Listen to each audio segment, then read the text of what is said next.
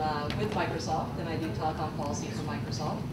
So welcome to Microsoft's Innovation and Policy Center.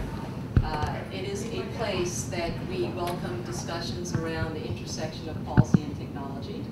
And you know, we're very happy today to have the Internet Society here and the panelists here to discuss spectrum policy. It's a very ripe topic of conversation in DC, and for Microsoft, as well as for many companies, it's really an important piece of the puzzle. As folks have heard over the course of time, over the past 5 to 10 years, there's been a lot of varying visions about what the future holds, and there's been talk about 3 or 4 screens in the cloud. There's talk about always connected. There's talk about access to data whenever and wherever you are, and that happens really to the extent that spectrum is available. It is happening today, and the question is how robust that vision will be, and that vision really rests on the availability of spectrum. From Microsoft's perspective, we are supportive of both licensed and unlicensed spectrum. However, we believe that in order to, a piece of the puzzle or a piece of the solution in ensuring that sufficient spectrum is available is ensuring that there are technologies that can leverage dynamic sharing technologies or leverage dynamic sharing access. At the end of the day, when you think about those kinds of technologies, think about technologies such as the technologies that you see in the TV band, the databases, and leveraging databases to utilize spectrum that's going unused at the current time. Earlier this week, I had maybe not so much of the great fortune, but I was watching a news report, and they were talking about the internet, and the best iteration or description they could give of the internet. This is a news program, so I was hoping for a really nice, crisp, brief description, but it was essentially a blue background, tunnel-like graphic with ones and zeros. And I know our panelists will do a lot better than that. There are a lot of issues to talk about, you know, a lot of proceedings that are happening at the FCC, and a lot of thoughts about what the future holds in terms of spectrum sharing. And in addition to the kinds of things that we think about, you know, the carriers are working hard on doing things like offloading smaller cells. So all of this will need to happen in order to deliver the solution. So we welcome the panelists, we welcome the Internet Society, and we welcome everyone in the audience, and look forward to a really robust and fruitful discussion of the issues.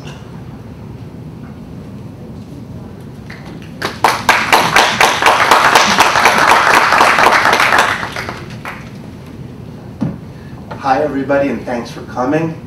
My name is David Viorst. I'm the co-convener of the Washington, D.C. chapter of the Internet Society. How many of you are familiar with ISOC, the Internet Society? It's not bad. ISOC is a global organization dedicated to maintaining a free and open internet for the benefit of all people around the world. Our mission, our activities in the DC chapter aim to take that mission and bring it alive in Washington, D.C. because of the importance of D.C., not just as a center of government and a policy center, but because D.C. is also a tech hub and a communications hub. Many of us take an open internet and all the awesome stuff we do online for granted. But the future of an open internet is way too far from being a given. And we'll take work and we'll take participation by people who have an interest in it to make sure that it stays open. There's several things in the near future that will impact this. The use of unlicensed spectrum and what we do with spectrum, getting spectrum policy right, is one thing. The future of ICANN is far from certain, and there's a lot of other things. We urge everybody to get involved with our chapter. You can find us online at www.isoc-dc.org. You can speak to any of our chapter reps here. Would everybody involved with the chapter raise their hand? And we need support, we welcome contributions, we welcome institutional, organizational partners, but more importantly, we welcome your participation. We have some great events coming up. Mike Nelson's going to tell you a little bit more about an event we're having 1 week from today in this very same room. We have monthly happy hours that will begin again in December. We have roundtable discussion breakfast, and we have some very substantial panel discussions. Please join us. Thank you.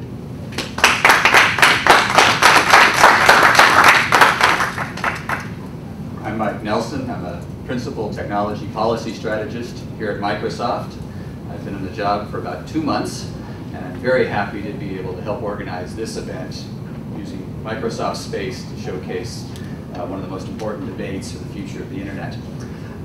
Just a quick commercial for next week. David mentioned that the Internet Society and Microsoft have organized a debrief on the Internet Governance Forum that was held last week in Bali, Indonesia. Some of you followed this day by day. It was webcast. Others probably are totally unaware of what happened in Bali, but it was a fascinating international discussion with about 1,500 people from almost 100 countries talking about wireless internet, online security, NSA surveillance, human rights in cyberspace, domain names, and a heck of a lot more. What we're going to do next week, same time, same place, is talk about what happened. About 10 of the people who were there are going to give their impressions, and most importantly, we're going to talk about where things go in the future. What's the next step? What are the next meetings we need to worry about? What are the hot issues that we need to organize around? I'm here today partly to say thank you for coming, but also to talk about the work of the Technology Policy Group at Microsoft. This facility is mostly run by the U.S. Government Affairs team for Microsoft, but several of us from other parts of the company also work here. I'm part of a group called the Technology Policy Group. Our mission is to figure out where technology is going to take us in 3 to 10 years, and then to work backwards to make sure we're taking appropriate steps to enable that connected future. One thing we're doing in this space is running demos on TV white space technology to look at how next generation wireless technology can support broadband wireless, and perhaps most importantly, the Internet of Things, or what I like to call the cloud of things. So we've done projects over the last 4 years in Southwestern Virginia, in Singapore, Switzerland, and now we have a big push in Africa. So the For Africa project, number 4, Africa, includes a lot of different initiatives, but our team is doing one that is connecting schools, clinics in Kenya, in Tanzania, and in South Africa. So for more details on all that, talk to me, or I can send you a URL outlining some of the very exciting new opportunities that we see with the TV white spaces technology. But let me now turn over the program to Afzal Bari. He is our moderator, and he's also a good friend. Prior to joining Microsoft in August, I spent a little over a year working for Bloomberg Government, and Afzal sat right next to me because we were part of the technology policy team reporting on developments in technology policy. He's been tracking the wireless industry and wireless policy for several years, and I think he's the perfect moderator to introduce our panel and to get the discussion going. Afzal.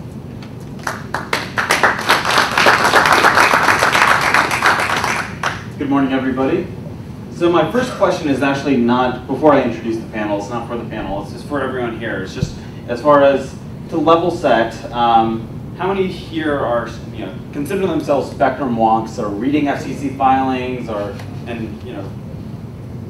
deep in the weeds? Okay, so it's actually, we have a mix, and we'll try to make sure that we tailor the questions and the presentations to that mix. But without further ado, let me go ahead and introduce our panelists. First, actually, if you all can just come up.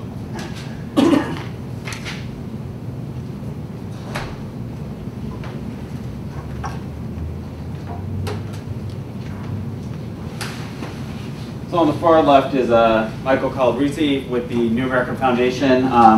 He's going to go up first presenting what the Open Technology Institute's view of spectrum is, and immediately to his left is Charla Rath, and she's with Verizon. And she'll actually go last. We're going to switch this up a little bit. And then next to her is Press Marshall, and he's with Google. And he's going to talk a little bit about the technology that they're working on and their view as well. Let's go ahead and get started. I think, Michael, you're going to jump up here. Yeah, it's probably easier from there, so I can see slides and notes both. All right. Well, good morning, and thanks for including me in this this event. It's great to get directly involved with the Internet Society here. Thanks, David, and of course to Microsoft for hosting. So, I believe everyone's familiar with the exploding demand for mobile apps and data. And this is likely to continue for quite some time. Smartphone penetration only surpassed 50% here in the US and in the UK early this year, and only about 22% of households have tablets. So we are less than halfway along the initial adoption curve. And yet, as you can see there, the growth rates are pretty staggering. So why mobile carriers can't meet this demand? So in that sense, the notion of a spectrum crunch is correct. Mobile carriers can no longer meet this demand simply by buying more exclusively licensed spectrum and deploying more carrier infrastructure. All the prime bands are assigned to someone, and as we just saw with the 2-year struggle to clear just 25 megahertz, as it turned out, I mean, this is at 1755 to 1850. It was all about 95 megahertz from the military and a dozen other federal agencies. And after 2 years and 5 working groups, it's looking like 25 megahertz, and that's far from a done deal. So the PCAST, the President's Council of Advisors on Science and Technology, as you'll see in a few minutes, part of the basis for what they came up with was that clearing spectrum for auction takes too long, is too expensive, and at best delays the inevitable transition to small cells and dynamic band sharing. In addition, if we want mobile market competition, we need more spectrum, not less. So the conventional wisdom in Washington is that spectrum is scarce. You know, here's it looks like an urban planning map. It's all been assigned. Much of it is already, in fact, shared between different users. But in reality, it's government licenses that are scarce. The spectrum bandwidth itself is abundant. So if you actually go out and measure it, even in the prime so-called beachfront spectrum below 3 gigahertz, less than 20% is actually in use right through the middle of a typical business day. We measured it years ago in downtown Washington over the White House. Here's some other measurements that Mark McHenry did for the National Science Foundation. Microsoft actually has a spectrum observatory on the roof that shows similar findings over long periods of time, and there's really cool stuff on the internet that you can see that they did with Dennis Roberson, who chairs the TAP, the FCC's Technology Advisory Committee, and he's at IIT. So the great disconnect is scarcity amidst abundance. And I guess what I'd like to talk about today is 2 parallel paths to bandwidth abundance. In the short run, we have Wi-Fi offload on unlicensed bands. And that is actually taking the load to a far greater degree than people, I think, realize. And then in the longer run, we've been advocating use it or share it. That is dynamic spectrum access to underutilized bands, beginning with federal bands, because the federal spectrum below 3.7 gigahertz, that prime spectrum, is the least occupied, even if, you know, the military and others say when we need it, we really, really need it. So Luckily for both carriers and consumers, Wi-Fi has been offloading a rapidly growing share of total mobile data traffic. The most encouraging contradiction, in fact, I think, in telecom policy today is the gap between claims of a looming spectrum crisis and the reality that consumers rely increasingly on a small amount of unlicensed spectrum to satisfy this exploding demand for video and other high bandwidth apps. Today, at most 2/3 of mobile device traffic travels over cellular networks in the US, a share that is likely to fall below 20% within a few years. The rest is transmitted a very short distance at low power over unlicensed spectrum and into a wireline network at home, at work, and an increasing proliferation of public spaces. The chart that you see up here is from the European, a study by the European Commission in August, a quite lengthy study, which is really worth reading. And they are projecting, based on using software on some thousands of mobile devices in Western Europe, that Wi-Fi offload may actually already be over 60%, and they project it will exceed 80% by 2016. So to truly understand how Wi-Fi and small cell offload can solve the spectrum crunch, at least in the short run, it's critical to distinguish between two very different types of mobile device use. First is truly mobile, which is on the go, what we typically think of, right? In the car, on the go. But much more commonly is nomadic use, at home, work, in a cafe, outdoors near a wire. Because anywhere you're near a wire, you can get offloaded without going that long distance through carrier spectrum and carrier infrastructure. Surveys show 2/3 of all mobile device use is at home or at work, and that only 10 to 15% of the time are users on the go or outside the sort of retail and public spaces that increasingly have Wi-Fi access. Wi-Fi and high-capacity wireline connections are becoming increasingly ubiquitous in all the places consumers most commonly use high-bandwidth apps, such as video streaming and video calling. Happily, video, which is driving mobile data demand, is also the most nomadic. Verizon actually has estimated that already a majority of its mobile data traffic is video. And what's interesting is that more than 85% of video is watched indoors on mobile devices. And since that's probably going to be 80% of the traffic, and 85% of it more watched indoors, it gives you a sense of the opportunity to take that mobile traffic off of the conventional cellular network. Already surveys show that 80% of consumers prefer to connect via Wi-Fi. This chart from Cisco's user surveys shows consumers clearly prefer Wi-Fi because of its lower cost, right? There's typically not data caps or tiered pricing, or to the extent there is, say over your wireline, has a much higher ceiling. Higher data rates, as long as you're close enough to the access point, and better performance in general. Wi-Fi is a windfall for mobile carriers as well. The Consumer Federation of America had a study a little over a year ago that estimated carrier costs would be $20 billion higher if they had to deploy additional cell sites and backhaul to carry all the data traffic currently offloaded by Wi-Fi in the US.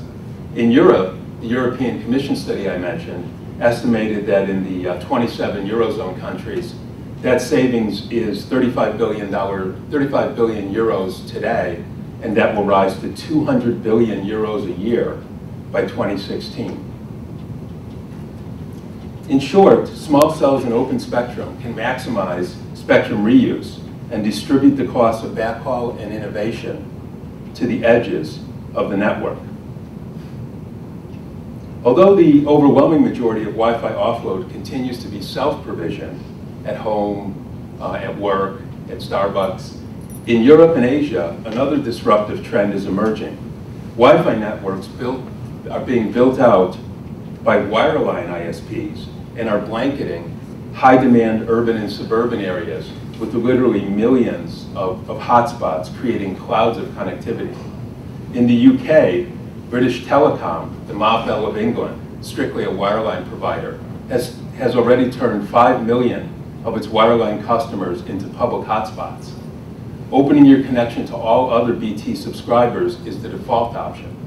In France, Free Mobile has turned 4 million of its wireline parent subscribers into public hotspots. This has allowed Free to undercut the pricing of the dominant mobile carriers in France. And in the US, the 5-company cable Wi-Fi consortium has already deployed more than 200,000 hotspots, mostly outdoors and in congested areas such as retail districts and sporting venues. We had an event, there was an event last week at NCTA that focused quite a bit on that. Comcast announced this summer it is effectively adopting the approach of BT and the phone consortium, which is BT and the other carriers in Europe that have 10 million hotspots. And with 20 million subscribers, it could easily blanket its service areas with a cloud of Wi-Fi connectivity. Today, Wi-Fi depends mostly on a dedicated but limited band at 2.4 gigahertz. That's where 85 to 90% of the Wi-Fi traffic is running. But that's becoming congested. Over the longer term, opportunistic sharing of other underutilized bands can unlock vast amounts of unused bandwidth. For years, we've been advocating a use it or share it approach. The notion, as it says up there, is licenses are for exclusive use, not non-use. Under the Communications Act, unused capacity remains available to the public. So the basic idea is to identify bands, one after the other, that are the most underutilized and useful for opportunistic sharing on a secondary basis. And that's essentially the approach that the President's Council took in its report last year. So the PCAST advised President Obama to release an executive order stating that the government's policy is to share underutilized federal spectrum. Now the report focused only on federal bands and didn't look at actually commercial. So that is actually an executive memorandum, was released in June as a bookend to the memorandum a couple years back in 2010, I believe, June 2010, which embraced the national broadband's goal of 500 megahertz more of licensed and shared spectrum. And then the PCAST also, another headline recommendation was to identify a 1,000 megahertz federal super highway for sharing, starting with the 3550 to 3700 megahertz band, and an FCC rulemaking opened on that in last December, which I'll say just a little bit more about in a minute. So the basic, I think Preston is going to go in a little more detail into the PCAST recommendations, but I'll just skim over the fact that a key element is the 3-tier hierarchy of access. In other words, there's a presumption that until such time as federal users can actually clear off a band, which may be in 5 years, 10 years, maybe never, that they would be protected from harmful interference and even allowed to evolve their systems. Then there would be secondary access, what the FCC in its 3550 proceeding calls priority access, where users can pay for protection and get, on a small cell basis primarily, can get use where they only have to worry about protecting the federal primaries. And then as a kind of an underlay, you might say, across the whole band would be general authorized access. In other words, to use it opportunistically using dynamic spectrum techniques, particularly the spectrum access system, which the PCAST envisions as a more sophisticated version of the TV bands database, which governs unlicensed access to the vacant TV channels. So in other words, in the TV white space, so-called TV white space proceeding, if you want to make unlicensed use of an empty TV channel, and actually a minority of the channels are available for unlicensed use in order to protect broadcasters, but the ones that are open, you need to have GPS, and you need to check your position against this online database and get a list of available channels where you are. So the frequencies available to you here in downtown DC, of course, are going to be very different than the ones available, for example, if you're out in West Virginia or in Gaithersburg even. So the spectrum access system, I know something that the press has been spending a lot of time figuring out how this will work. So the advantages of building on a TV bands database are quite substantial. I think it's very unappreciated in terms of the TV bands database, for example, that there's no permanent assignments and no stranded users. That's why when the FCC has its incentive auctions for more TV spectrum soon, there'll be channels that white space devices are using, and then suddenly that'll be taken out of the database and those devices just will move to use other channels. Hopefully, there'll be other channels to use. So you basically, it leaves the commission with the flexibility to reallocate the spectrum later. Access to the bands can be subject to unique operating conditions which protect the federal primaries. Preemption, shutdown, and priority access can be part of that. And so any tragedy of the commons can also be avoided, because there's also always been this thought, oh my God, what if unlicensed devices or opportunistic access devices flood a band and nothing's working, right? Tragedy of the commons, overgrazing.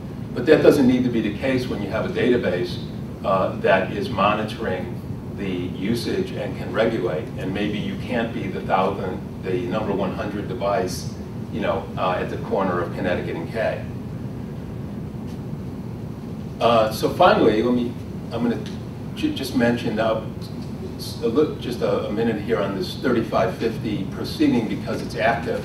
As I mentioned, the PCAST said there was a potential spectrum for superhighway that NTIA had identified in its fast-track bands between 2700 and 3650, 950 contiguous megahertz that are almost all federal and operations like radar that could potentially be shared.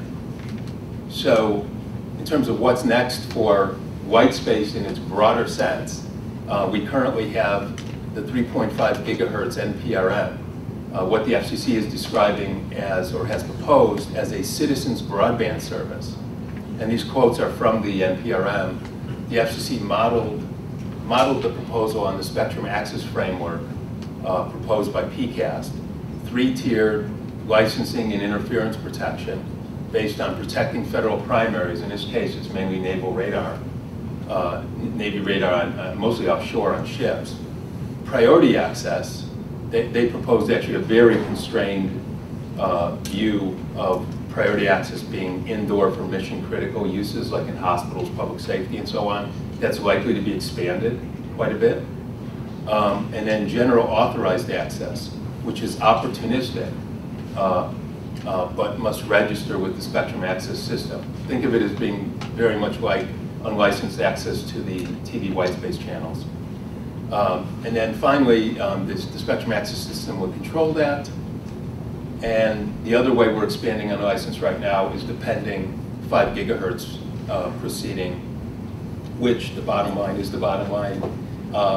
It proposes up to 775 contiguous megahertz for indoor and outdoor use, which will support very wide, high-capacity channels for the 802.11ac standard, which is being called gigabit Wi-Fi. And that's it.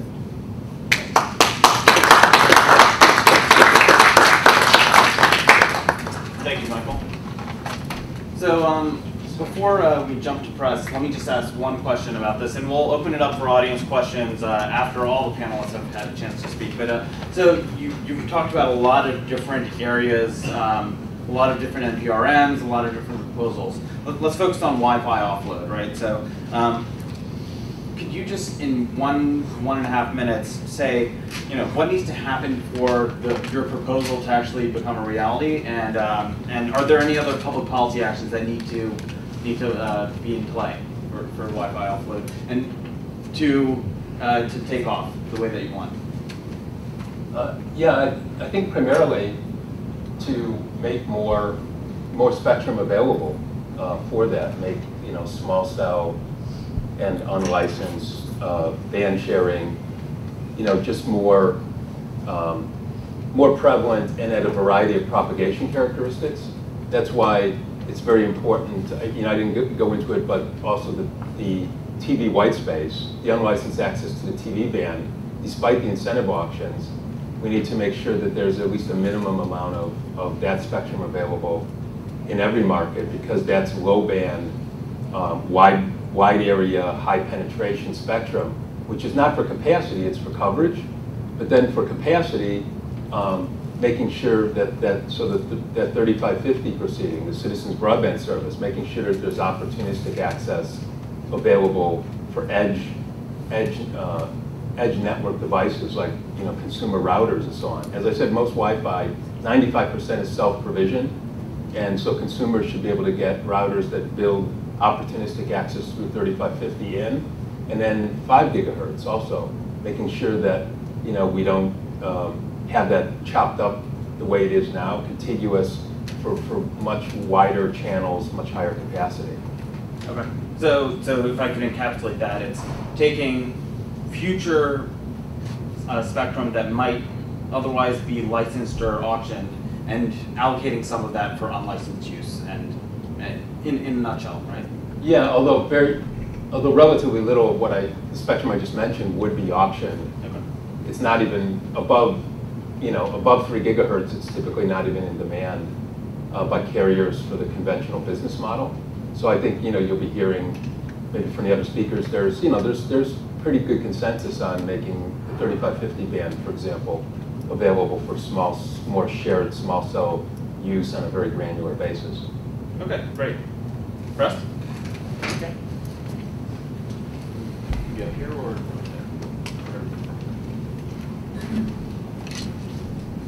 Set this up.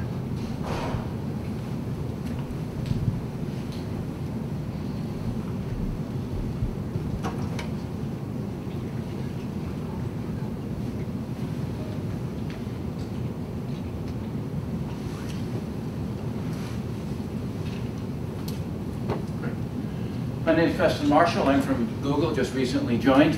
And I'm going to talk about the PCAST recommendations and where they lead in terms of creating wireless abundance. And the key here is really spectrum sharing. So let's think about wireless and what our goals are. Because if we think about a wireless strategy, the strategy shouldn't be driven by just more wireless. It should be driven by an objective. And if we don't meet that objective, the strategy is not good. Qualcomm gives us one. Its bandwidth will double every year. 10 years is 1,000 times, roughly. So if you took every bit of spectrum and dedicated it to carrier wireless and macro cells, you get about 5 times more. So it's not a strategy. So when PCAST came out, it said we need to do something different, and it's much more radical, and it's not going to be evolutionary. And it was that clearing spectrum, even if we could get this 5 times, doesn't really get there. And so we have to really think about strategies that are built around aggressive spectrum reuse. And the federal bands, because they weren't occupied very heavily, as Mike mentioned, became a good candidate for that. And therefore, we should be not thinking about what spectrum is suitable for large macro cells, which I think is in one of Carla's briefings, but we should think about a different mode of operation that will increasingly dominate wireless provisioning, as Mike mentioned. That's the low power short range systems. So it was mentioned to me that most people here are internet people, not spectrum walks. So a lot of what I'm going to say is like, duh. Why wouldn't it be like that? We have to understand that wireless regulation was put together after the Titanic sunk. And these people were the first victims of bad spectrum management because there was a lot of interference and no one knew that the ship was sinking. And that led, can you believe it, Congress passed within a year the first wireless licensing bills and all. And we're really managing spectrum today the same way. And so a lot of what we're going to talk about, if you're an internet person, you think about packets, you think we dump circuit switched a long time. But all the concepts we're going to talk about here really evolved in many, many generations ago. So, Mike mentioned this was going to be a debate. It was certainly a strong debate a year ago when PCAST came out. I think the process of forums like this, at least in terms of immediate action, we're seeing a large convergence and consensus in the community. But these are various Cellular Industry Association press releases. And as Mike mentioned, in PCAST, we said that's really not the problem. The problem is that we've built out our cellular networks. You no longer go and get that map to go read, is your house underneath the red or blue coverage from your carrier? We've achieved coverage. And now we're thinking about how do we get capacity, and the problem is fundamentally different. Low-hanging fruit for relocation was already taken. Each time we go to get spectrum, it gets harder. I watched the telephone call for CSMAC for 1755, and there's 100 people in this phone call, and they're fighting over 25 megahertz. It used to be you could wrestle 100 megahertz out of the government. It's getting increasingly hard to do that. And if you think about there is a shortfall, spectrum crunch, spectrum crisis, shortage, the shortage really isn't in spectrum. Spectrum can't solve the problem. The shortage is in infrastructure. The more infrastructure we have, the more wireless bandwidth. Whether it's a Wi-Fi access point or a macro cell sector, we get about 100 megahertz out of it. So if you want more bandwidth, the strategy is how do I get more infrastructure deployed to create more access? So let's think about this. Coverage versus capacity. People thought of low frequencies as being beachfront. I think of coverage, low frequency is the last thing I want. So think about the difference between building coverage, long range, high power, lower frequency, and capacity. Short range, because I want to have a lot of these grouped next to each other. Low power, higher frequencies, built where people are, whereas we build towers where people aren't, because the neighbors complain if Verizon comes in and puts one of those towers there. And 3 or 4 years ago, before the iPhone, this was theoretic conjecture. But now it's reality. Mike showed the statistics. In fact, wireless short-range systems are not offload, they're not adjuncts, they're becoming the primary means if we think about this as an integrated wireless capacity. So now let's move on to the PCAST report. I think it should be great reading. They don't score it on Amazon, but I think it's really driven the dialogue in this field. When it came out, there was massive objections to it, but I think there's convergence and a lot of those ideas are beneficial to everybody in the community. So let's think a bit about it. So here's the numbers. If you're an engineer and your goal is to get 1,000 times more bandwidth, and I won't give any more spectrum, there's nothing much left in the air interface. That's very well designed. And so the way we're going to get there is by shortening the range. That's the only engineering solution open to us. If we go from a click, roughly, say, for its current macro cell, and we get somewhere down around 33 meters, we get our 1,000 times more. 33 meters is a pretty large range. That's larger than most offices. That's larger than most apartments. So if we start to think about wireless capacity in a very retail provisioning architecture, we get our 1,000 times. There is a way to solve the bandwidth shortfall. And what it means is exploiting all the copper, the fiber, and all that is already around us instead of shipping cellular signals a kilometer to us. So what did PCAST recommend? First of all, let's not touch the civil sector. That would be like the third rail. Leave that spectrum as it is. Let's use the federal spectrum, which is relatively loosely, poorly occupied. Let's use that as a starting point to understand spectrum sharing. Low power technologies are practical. NTIA said we can't share the 3.55 band with people like Verizon because they're really high power. There'll be all these problems. But if you think about the same problem, but you think about it as an offload, all of a sudden that became much more practical. Roughly 1 gigahertz, as Mike mentioned. And then this second innovative idea, which the world should all applaud us for, which was, let's put multiple classes of users in the same band. We've never done that before. Let's not think of this band as unlicensed or carrier exclusive. Let's think about it as something where both exist and they coexist. And both the equipment and the usage marketplace competes. We'll talk a little bit about the implication of that. Let's also make licensing short-term. Today, essentially, when you buy a spectrum license, you're buying it for our perpetuity. Yes, it comes up for renewal, but there is a presumption of renewal. I'm told that under FASB, you don't even depreciate spectrum, which certainly constitutes an assumption that it's a forever purchase, which means it's billions of dollars. You know, we don't see a lot of venture investment in things in the wireless space. Because can you imagine going to a venture capitalist and saying, I want to put $3 or $4 billion down, buy a bunch of spectrum. It will take the government an average of 8.2 years to clear that out and make it available. And then we can try the business plan out and see if it works. Not going to happen. So let's find ways where people can get spectrum in a retail manner, a short purchase, leasing it, little mini auctions. Eric Schmidt was a co-chair of this, so very strongly influenced by the idea of things like AdWords, where Google does a microtransaction for every search request. And then let's also recognize that right now we have no one who looks at spectrum as just a national asset. We have the DoD and the federal users here. We have the FCC with its clientele. And let's understand at least the strategic aspects of spectrum at the White House level. So, 3 tiers. Another innovation in PCAST. Let's separate exclusivity from protection. We did, after the Titanic sunk, the only way we could protect people was to say, this is the only thing you can do in this band, and these are the only people who can do it. But we don't have to do that anymore. Our goal was never exclusivity. Our goal was to protect communications. So let's give people the right to be protected, but let's not give them the right to exclude other people when they're not using the spectrum. I think Mike's been very successful at pushing his use it or share it principle, and I think this is the instantiation of that. Therefore, all spectrum gets used by somebody. So you can sort of think of everything is unlicensed, and then people come in by some mechanism and acquire the right to be protected. So think beyond it. What does that do to our equipment ecosystem? It means that I can now think about equipment, the exact same equipment that could be unlicensed or licensed.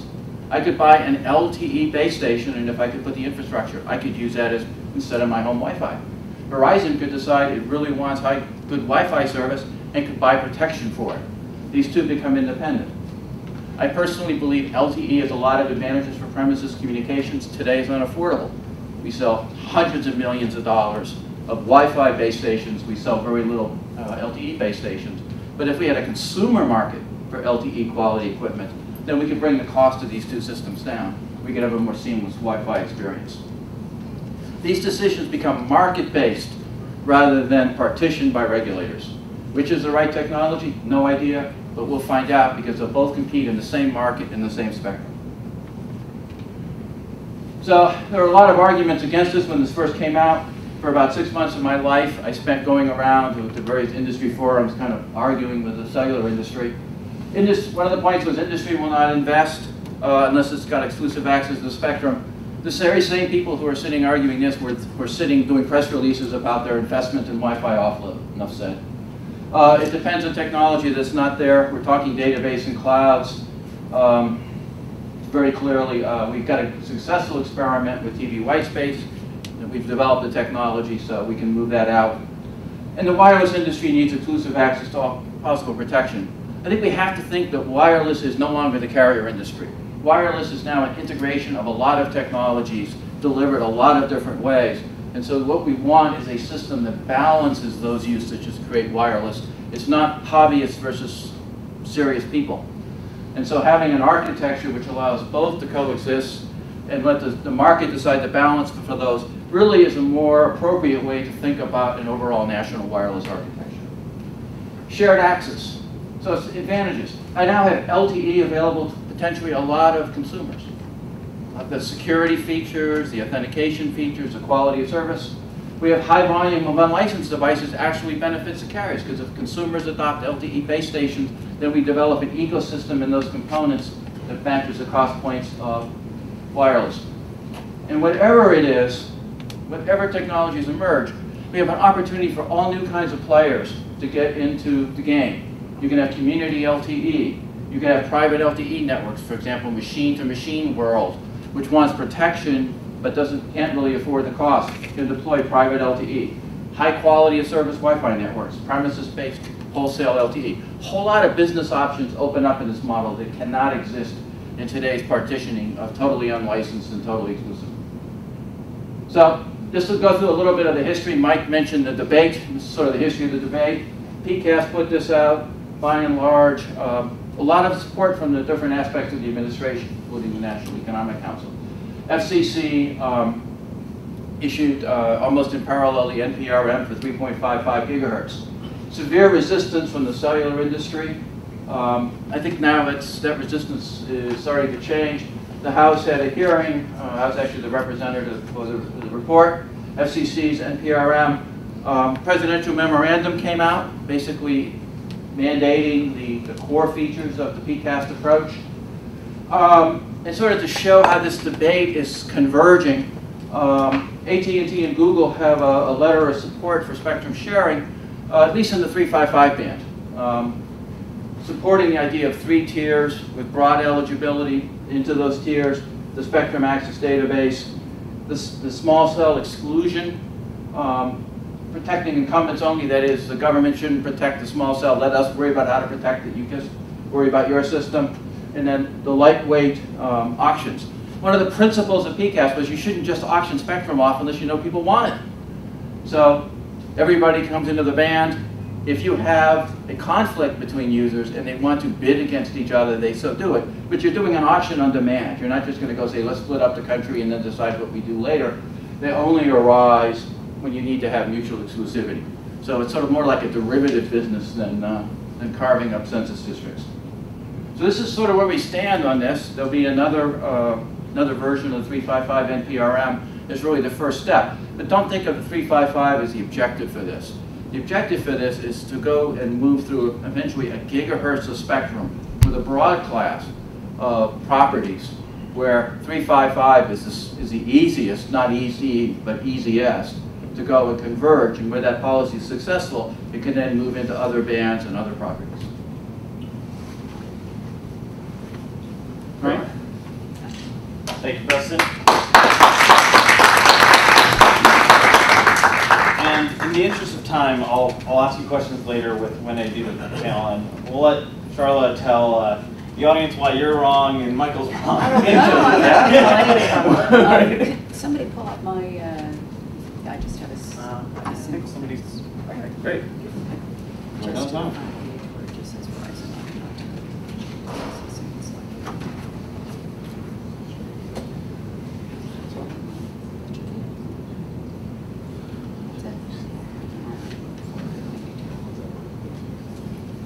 So, despite what you just said, I am not going to argue with these guys. I'll just talk about something completely different. No, seriously, I thought about, as you were both talking, it was intriguing to me because I've probably been on panels with both of you fairly frequently over the last 10 years. And I think the conversation has evolved in what I think is a very good way. What I'd actually like to talk about is what I thought was, in fact, the subject, which is 2020. How do we know, is there going to be a spectrum crisis? Where will we be, and how do we deal with that? And I was reminded, you and I were on a panel 3 years ago in which Dale Hatfield asked us a very similar question, in fact, using the same date, so 10 years out, 2020. 3 years ago, I don't think we would have guessed where we would have been here. And the idea that we were talking 3 years ago about where we would be 10 years ago, 10 years from then, is just kind of mind-boggling to me. So one of the things that I actually always like to do in an audience like this, and I'm going to guess that given who you are, you're all smartphone users, and in fact I can see several of you are smartphone users right now. Really? Not a lot of feature phone users, I'm going to guess, in this crowd. I actually do still have some family members who are feature phone users, and I can't quite figure it out, but that's fine. Quiz. How many of you send and receive text messages? Access the internet. Send a photo or video. Send or receive email. Download an app. Access a social networking site. Got it? All of it. I mean, all of those numbers, they range from, 60% to nearly 100% of how we use our phones today. 7 years ago, so think forward, that's what we're being asked to do, is tell you what spectrum we need and how we need to use it in 7 years. 7 years ago, you guys were basically doing almost none of that on the feature phone that you were using. I had a BlackBerry that I used to access the internet on, and let me tell you, it was not an easy thing to do. But it did save me one time that everybody was amazed that I was able to get a cab out in the middle of western New Jersey when there were I was finding it online. But you just didn't do what we do now. So for us to sit up here and say we know where we're going to be in 2020 and therefore we know how this should evolve is probably a fool's errand. But that said, my view is what we need to be doing is all of the above. You know, basically the things that Preston has been talking about, the things that Michael's been talking about, and then some of the things that I'm going to be talking about. Because we really don't have a choice anymore to go after exclusive use spectrum. And by the way, I always want to make sure people realize that, yes, we have a very similar situation to where we were in 1912, you know, more than 100 years ago in terms of block allocation for some exclusive use. But what the commission did with the help of Congress about 20 years ago is they said, you know, this guy, Ronald Coase, who won a Nobel Prize for doing some very important work in terms of how to get spectrum markets to look a little bit more like, you know, the markets that we deal with every day for a lot of the other inputs that we have. What they realized is they needed to actually have what is called flexible use. And if you have flexible use in an exclusive license with very active secondary markets, which is what the commission designed over the last 20 years, you will get, you know, fairly intense use of spectrum. And in fact, you know, I would argue that most of the places where you want extra spectrum, we're already using our spectrum fairly intensively, and it's because of several things. One is you do actually have to put down money and pay for it. So there's that. You also have to build it out or you're going to be giving it back. You also get to choose how you're going to use this spectrum. For example, when we bought 700 megahertz spectrum, in which we built out our LTE network, we bought that in 2007. I'm liking this, you know, this symmetry with 7. 7 years before that, in 2000, we were actually thinking that that spectrum might be used for 3G. We didn't think it would be used for 4G. Well, in some countries, the government would tell you that that's who you would use it for. You know, that's what you would use it for. In this country, the government doesn't. They have a set of technical rules. You have to follow the technical rules. The use rules are very, you know, very broadly defined. And you basically, so if we wanted to actually, you know, if there was a business case for it, wanted to just operate a Wi-Fi network everywhere on our, you know, purchased spectrum, you know, I'd have to double check with our engineers, but I'm pretty sure we could because it would probably operate under all of the, you know, the same sorts of terms and conditions that we have under our licenses. That's, you know, we didn't pay billions of dollars to do that kind of thing. We operate macro networks. But one of the things that Preston just said that is very true is we are also, you know, the business case we have is also evolving. We recognize that, you know, if Qualcomm is right, and we have 1,000 times increase in the need for spectrum over the next 10 years. You know, a macro cell network isn't going to cut it. We are, you know, I completely agree that it is very difficult to clear spectrum. You know, it's not that it was easy 10 years ago. It wasn't easy, let me tell you, it wasn't. But it was probably a little bit easier than it will be in the future just because of the way, you know, usage has gone up. One of the things we're all looking at is network densification. You know, the idea that you take a small cell, which, you know, Qualcomm will tell you is not much bigger than this, and you just, you know, you decrease the power and you increase the number of small cells. You also do add to that sort of novel approaches to auctioning because you're not talking about where we were, you know, 10, 15 years ago, where you needed to actually get national coverage. You needed large, you know, large areas to purchase. So, you know, things are changing, and, you know, you've seen, as you mentioned, Google and AT&T came in very much in agreement on several principles with respect to the 3.5 spectrum, as did we. You know, we didn't come in with you guys, but if you look at our filings, we're actually almost, you know, almost in the same place. And I think, you know, I think there's just a lot of agreement on the fact that this is valuable spectrum, that, you know, there are incumbent users and there is a way that we need to share with the incumbents. I'm going to go back to that in a second, but one thing that I thought it would be useful to talk about is also something that I think both of you sort of touched on, which is incentive auctions.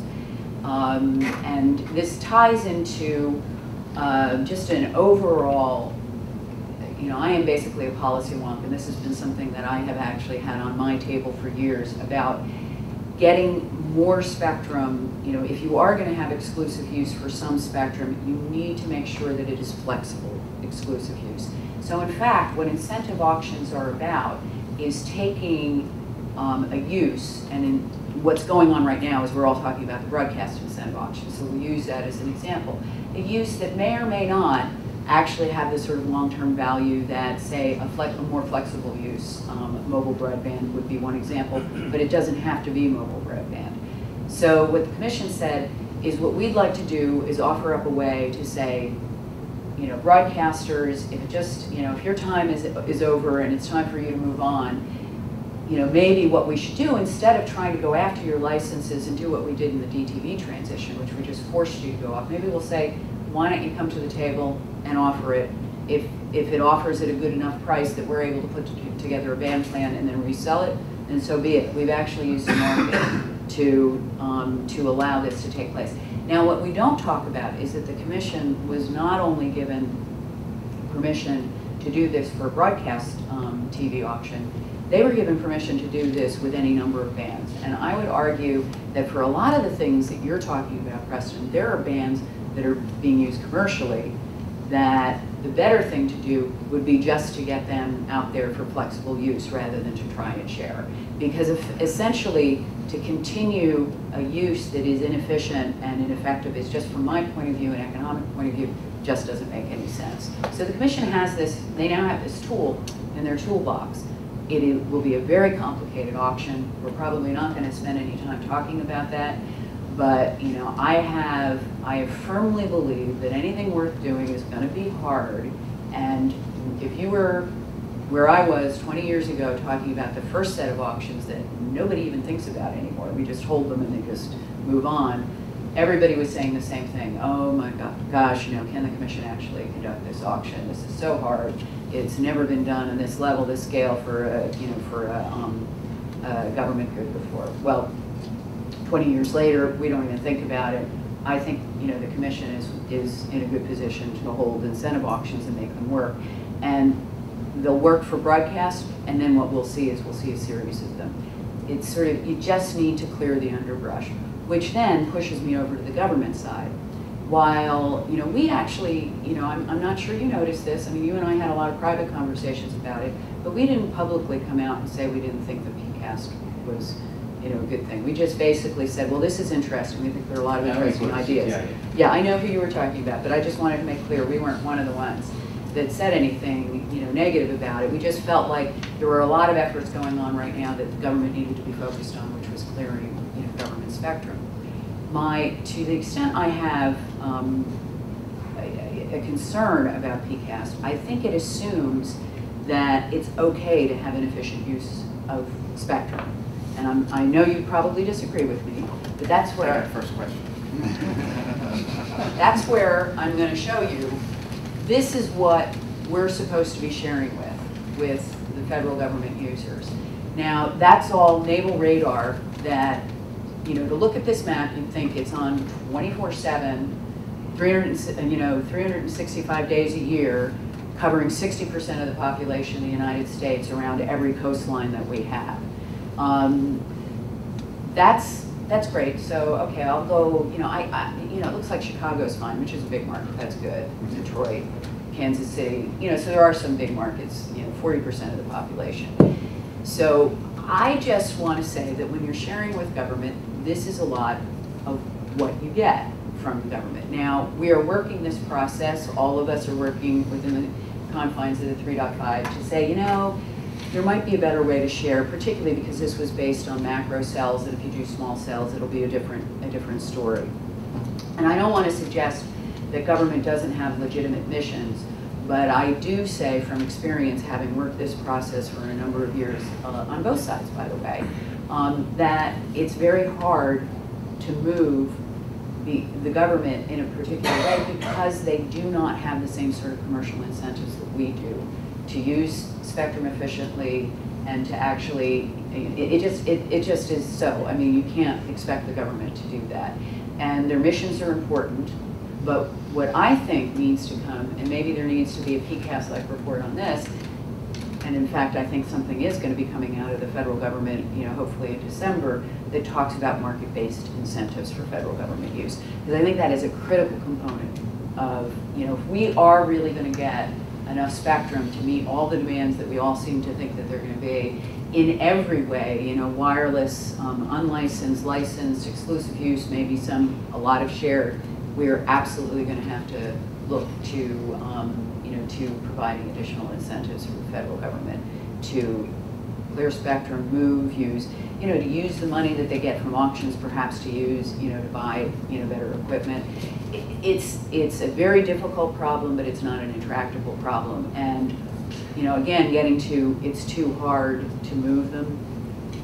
I firmly believe that if we roll up our sleeves and we put our minds together, they're great minds, economists, technologists, there is a way for us to actually, move the government toward more efficient use. So essentially that was what I was going to say. So I'm sure there are some notes I have on here that I didn't mention, but I'll turn it back over to you. Okay, great.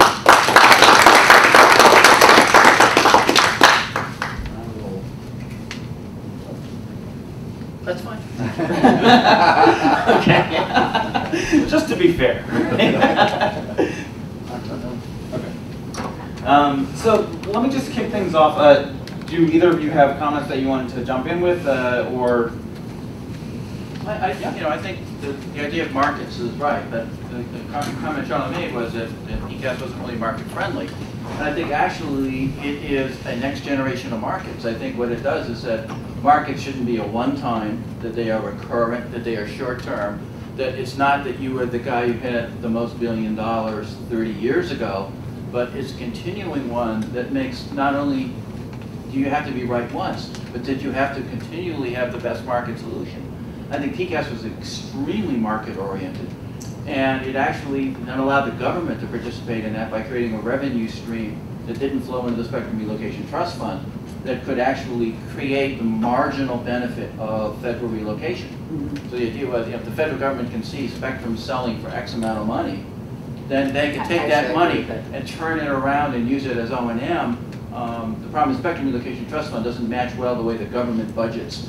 And yes. So actually we tried to bring the government as a player into this, mm-hmm. so that it saw a marginal benefit, which it really couldn't see today. And so I think it was really market friendly. What it was is a very dynamic market, mm-hmm. as compared to, if you compare it sort of as, what we do now is like you buy a page in the New York Times for the next 10 years, mm-hmm. Compared to Google AdWords, where you're buying it very dynamically, situationally.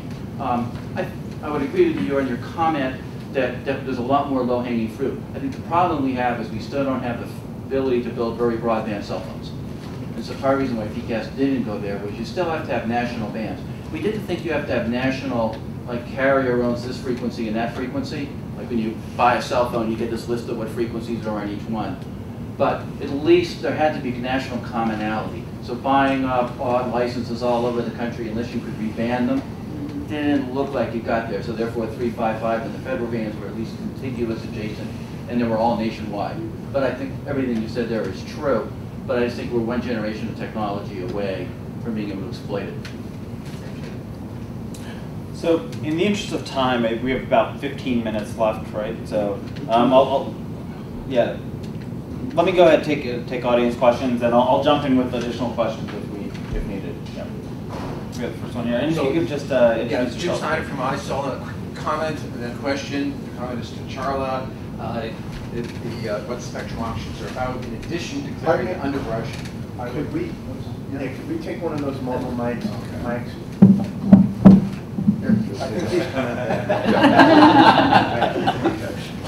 That's right. More mobile now. We can help you with your engineering. I had an advantage. You did. Jim Snyder to Charla. In addition to clearing the underbrush, a major aspect of what spectrum auctions, incentive auctions are about are a vast giveaway of public assets in such a complex and obscure way that the FCC politicians who are behind it can avoid any political accountability. So that's a different take, not part of the public decision. That's my question. The question I want to ask is addressed to Preston and the moderator. And that is, as both of you know, especially Preston, New America had a strong commons and high-powered view of unlicensed a decade ago. And then Google and Microsoft, beginning in the mid-2000s, started providing major in-kind contributions to America, as symbolized by Eric Schmidt taking over as the chairman of the New America Foundation. No, because you're the one who pays the bills, Google. I know you're new. So the question is, that has shifted in the last few years to cash contributions. So, for example, Eric Schmidt pays personally about $1 million a year or more.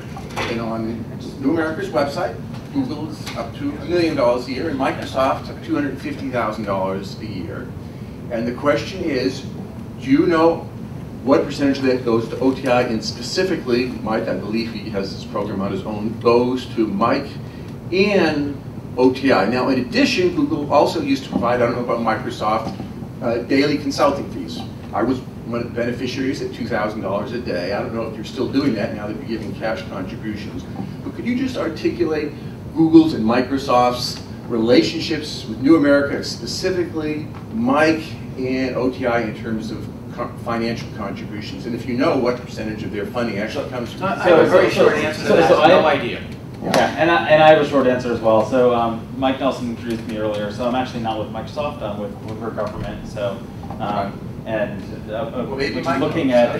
we're just looking at how government policies impact the markets and impact companies.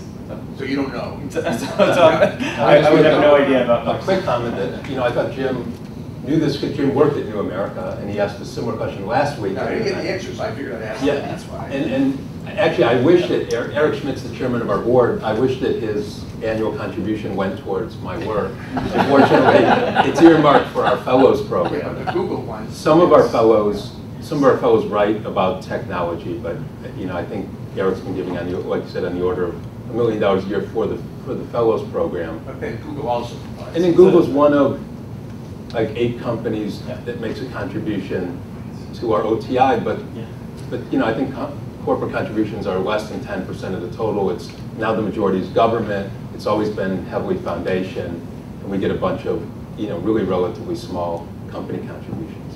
And let's go to some of the other questions as well. Yeah, that's fine. I'll go ahead over here. Yeah. Trey Henry with Hogan Lovells. Great presentations, really appreciate it. I wonder, and I'm not sure whether this is Preston or Charlotte, in fact maybe all of you would have a comment on it. There does seem to be a little bit of an issue of a zoning problem. If everything is completely flexible, or if the use is really determined by these micro auctions, how do you develop that ecosystem to really reach critical mass, to have enough devices to actually be economically deployed and supported? Along the same lines, for instance, if there's not some spectrum reserved for radio astronomy or backhaul or macro cell type deployments, it's not the case that it's all fully shareable. There are limits to how much power you can put in a band and how sensitive the receivers can be. So what role does that kind of zoning function, if you will, play within the context of a freely shared environment as envisioned by the PCAST report and other sort of models? I think you probably have different answers on this. Right. So one of the arguments PCAST has is we did zoning type things, high power, low power, poor receiver, good power, because the regulators had to manage coexistence in years and years ahead of equipment being built. And PCAST's argument is we can now do that dynamically. And Tuesday, in fact, at the NTIA forum, we're going to have a demo of how we dynamically manage coexistence with C-band receivers based on the out-of-band emissions of different kinds of devices. So these were things before the regulators had to pick and say, this is what we think is in the band, and therefore these are the rules. I think the PCAST argument is we can make these coexist so long as there is transparency in what they need, and that they pay the consequences of their externalities, and thusly the exclusive. So if you have lousy equipment, you pay more. So we get the market driving equipment improvement rather than the regulators trying to drive it on a decade schedule. So I think it believes that coexistence does not necessarily require the kind of usages or controls. I think Verizon's totally correct. I think opening up the use had a lot of advantages, and that worked in exclusive license. Now we want to have that same flexibility in these non-exclusive licenses, and we think that's technically possible if you have transparency of equipment. So, Preston, I'm curious, do you think that high power uses can be neighboring to, share with low power uses? Or how would that work? Technically, I think the argument is that policy-wise, people saw an advantage in having this be a very dense band. Yeah. But from the electrical engineering point of view, I think the belief is, yes, you could make them totally compatible. You may not like the outcome, but it's not, that's a policy problem, not a technology problem. Yeah, well, and it's interesting, I'm not an engineer, but I do know that I tend to actually be much more on the flexible use side, and every time I sit down with my engineers, I make them very nervous because of this issue of high power, low power, and as you mentioned, receivers. That's a subject for a whole other day. Talking about receiver standards. But question, you mentioned you might not like the outcome. 30 seconds or less. Why? Well, I mean, the outcome might be that you only get a small number of users in the band. But I think the argument was that Which that's we would a like policy that decision. And probably our 100 million customers would not like that. So the policy ought to say the kind of users you want. But from the point of view of electromagnetic compatibility, we believe that the approach in PCAST allows you the flexibility to do that without having to say everybody looks like this. We have a question. Yeah, hi. Will Reinhardt from Tech Freedom. I wanted to actually ask Michael about this. And the report you put up was, I was trying to figure out what market it was in. Was it in America or the European Union of some sort? Because it looked like it was, or you'd mentioned it was from... On the projected levels of Wi-Fi offload? Yes, because you put it... Commission, yeah. Okay, so from what I understand, I mean, Europe is still kind of undergoing their 4G right now, and I'm wondering if you think that in America, I haven't really seen too many really good projections on how much is offloaded, and it seems to vary pretty drastically depending on which carrier you're at, depending pretty much based on whatever the congestion for that individual carrier, which is then related to how much spectrum they have or they do have in the pipeline. So I'm just wondering if you could talk about that and the substitutability of offloading with regards to, I mean, maybe I'm not being completely articulate in this, but it seems to me that there is this kind of chicken and egg problem here because, let's say a large carrier doesn't have the spectrum, well, then they are limited in their ability to serve their customers. Their customers then go to offload because that is a better service, and to a customer, it's basically just a substitutable service. Wi-Fi doesn't really matter compared to 3G or 4G, just depending on that. So I'm just wondering if you, what you've seen in America, some good examples of that, and then how, if actual carriers got more spectrum themselves, if they would have kind of a different outcome. Yeah, and I'm sure all three panelists will have view on that one. So if I'm understanding you correctly, it's definitely a trade-off. I mean, a very good example how this all, Charlotte was almost, hinting at this, how this got started was, so what, 6 years ago, there was, very little mobile device traffic, and the iPhone came along. And so AT&T had an exclusive the first 2 years, and suddenly said, "Oh my God, now we're, now we're getting overwhelmed." So they acquired Wayport, which was a hotspot company and expanded their hotspots to like 35,000, and it's been, I think, doubling every quarter in terms of the number of users of their hotspots. So they kind of were pushed to take that strategy really quickly. Some other carriers, apparently Verizon, didn't need to as much for a variety of reasons. On the other hand, it's very interesting at the other extreme, and this is where I think the cable, this whole huge cable Wi-Fi build out is really interesting. If you look at what, so I mentioned 10 million hotspots by the phone consortium, so wireline providers building millions, is if you look at the business model of Republic Wireless, which has come along and said, we can give you really cheap mobile service if you don't use our network. So basically they're saying, they're the one carrier that's saying, please don't use us. We're going to push you onto Wi-Fi. Our software is going to push you onto Wi-Fi everywhere possible. But as a backup, when you're on the go, they're a Sprint MVNO, a virtual operator over Sprint. And so for $19.99 or something, you get just a limited number of minutes and texts and data. Very limited because it's only meant to be used when you can't be on Wi-Fi. And so it's going to be kind of interesting down the road if you see some of these, and it'll probably happen, well, it's already happening with Free, right? I mentioned that Free Mobile in France, because they because they built their mobile service on top of Iliad's wireline network, they're pushing their mobile customers onto their own wireline, and so they're able to price much cheaper. So again, it's just a trade-off between, you know, are you rich in spectrum, are you rich in wires, you know, what's your business model? Yeah. And Charlotte, Preston? Well, actually, I had a question for Preston, so let's see if, you know. I think there's another way to measure that behavior. Notice how many tablets are sold without cellular, 3G, 4G. And so very clearly people are finding that reliance on unlicensed alone is an adequate contact carrier. You can't imagine a tablet without Wi-Fi, but yet I think 80, perhaps very high numbers are sold without carrier. And I think that's sort of telling us that we need to do a lot more work to make these services integrated, because people shouldn't be buying without it, because we partition this world. So who does it? And when you'll know you've achieved what you talked about, and I don't think you will, when you see in Google Android at least there's a little box that says don't download unless you're on Wi-Fi. And I don't know about Surface, you probably have the same thing. And so right now people clearly don't view them as equal. I think we've got a long way to go. Well, actually, just to mention one thing that I don't know whether people are aware, we've not said anything about this, but AT&T has said that they're going to put Wi-Fi in all their small cells. So think about that. That's, you know, creates kind of an interesting thing. But since I've got the floor, can I ask Preston a question? Sure, no.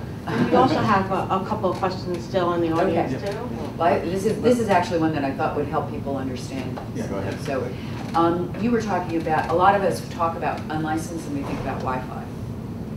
But unlicensed isn't just Wi-Fi, and I think you were actually alluding to that. Some, you know, new forms and some things that could be coming down the pike that actually may allow for a much more sophisticated sort of consumer experience with Wi-Fi-like premises. And I was just wondering if you could elaborate a little bit on that. I personally think that LTE has a lot of advantages for the consumer. I would rather have an LTE access point in my house than a Wi-Fi one. I think the security features, the integration with the carrier products. Click on. I believe there's a lot of advantages to LTE. The reason we can't do it is we can't deploy independent infrastructure, and the cost points are very high. So I think one of the home runs of having a band that has both of these devices in is that we get the very large ecosystem of Wi-Fi, hundreds of millions of access points sold, together with a lot of the technology that's in LTE. Cisco's Hotspot 2.0 is kind of bringing Wi-Fi towards LTE. Other people, LTE-A and all, are bringing LTE down. And ultimately, one could imagine these coexist where you would have LTE and Wi-Fi. You know, the metric we should be using for spectrum is Netflix streams per megahertz. That's really the metric. It's not bits per hertz. It's Netflix streams. And in that case, you might find that LTE is a pretty good product. And being able to at least make them compete in the exact same marketplace, in the same place, in the same spectrum, has to be good for everybody in this room if you care about the internet.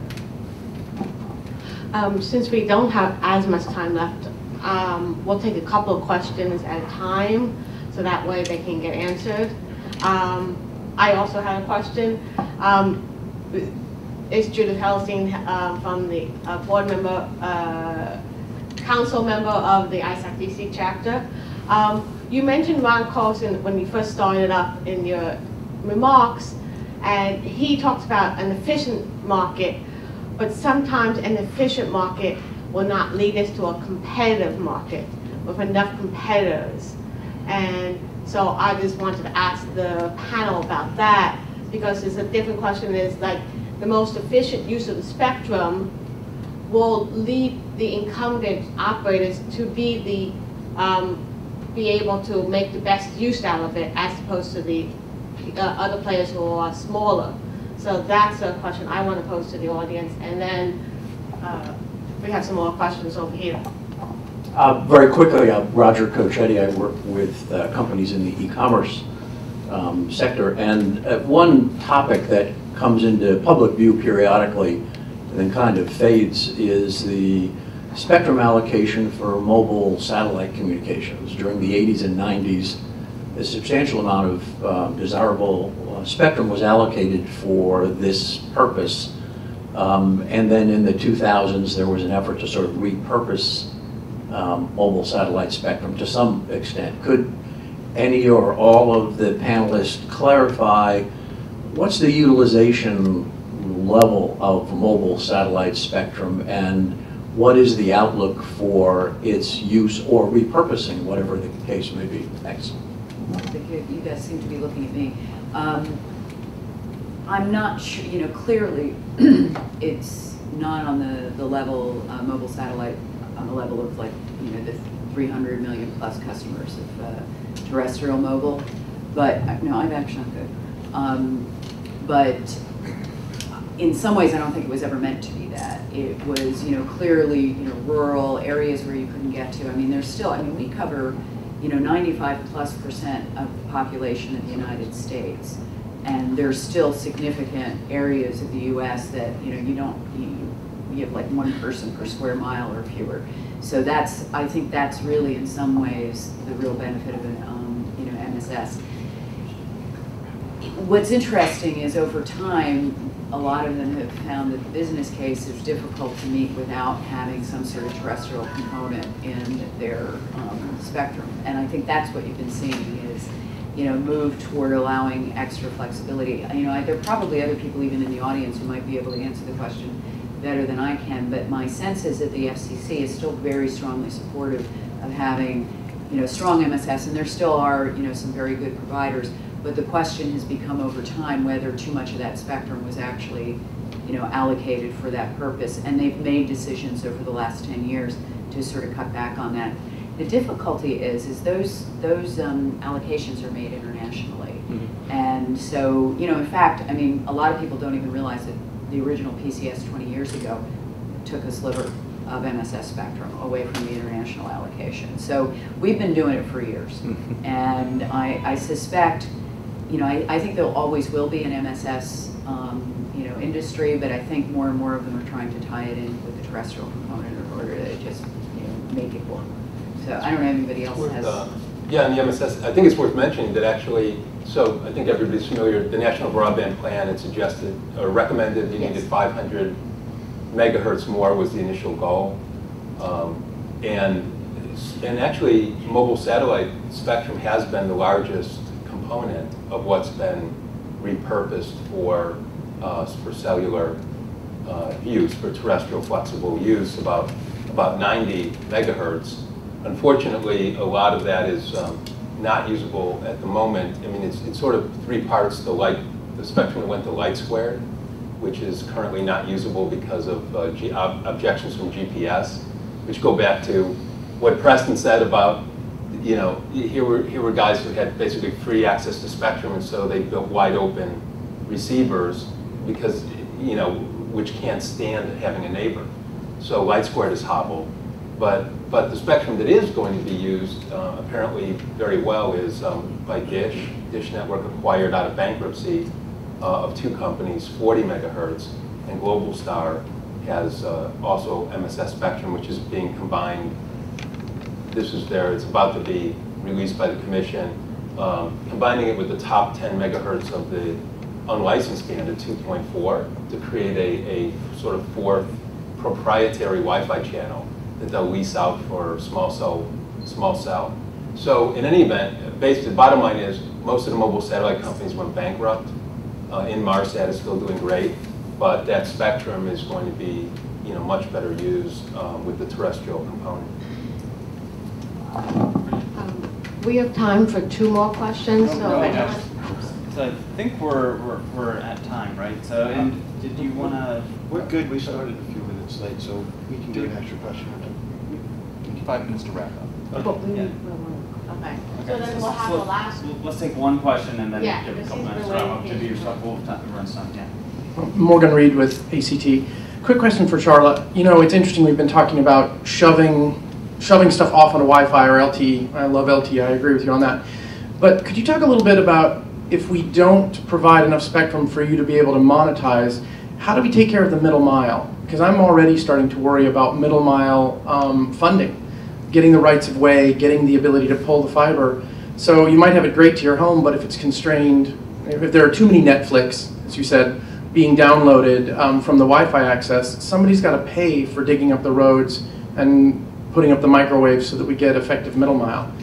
When we talk about your build-out, how much of your build-out actually goes to making the complete system function, not just the tower?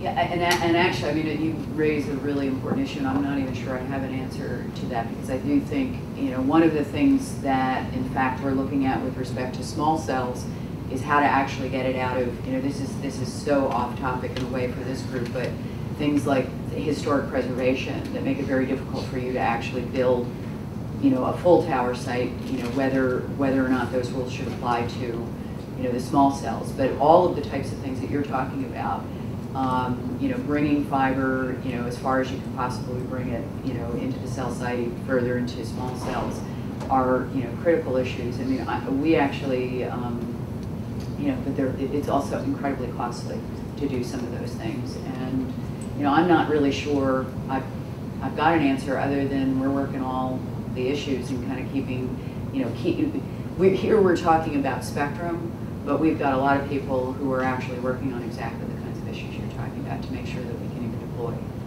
And that's one reason that, it was part of what I was probably glossing too quickly over with talking about Wi-Fi offload, but that's one reason that you're seeing the capacity for mobile device traffic move to the edge of the network, where people have already provisioned the wireline backhaul. So you already have wireline backhaul in your home, probably your office, I'm sure it has even fatter pipe. So it's already there. And that's why you're seeing a majority of traffic, move over this, a short distance, through the air, a short distance over shared spectrum into the wireline that's already provisioned for other purposes. So it's piggybacking existing infrastructure. It's edge network economics for small cells, which is much more efficient. It's really difficult for carriers to be building, pushing their infrastructure down your street and close to your home. And that's a reason, too, that there's all these projections of the enormous cost savings for carriers in terms of the total experience of their consumer, because they won't have to use the carrier infrastructure or the carrier frequencies most of the time if we have ubiquitous wireline.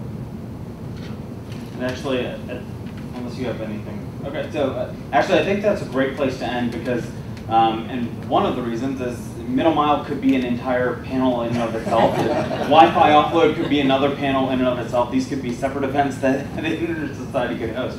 But those are, it shows that these issues are not, spectrum is only one of the many issues that that faces this industry. So with that, thank you for your time. Thank you to the panel.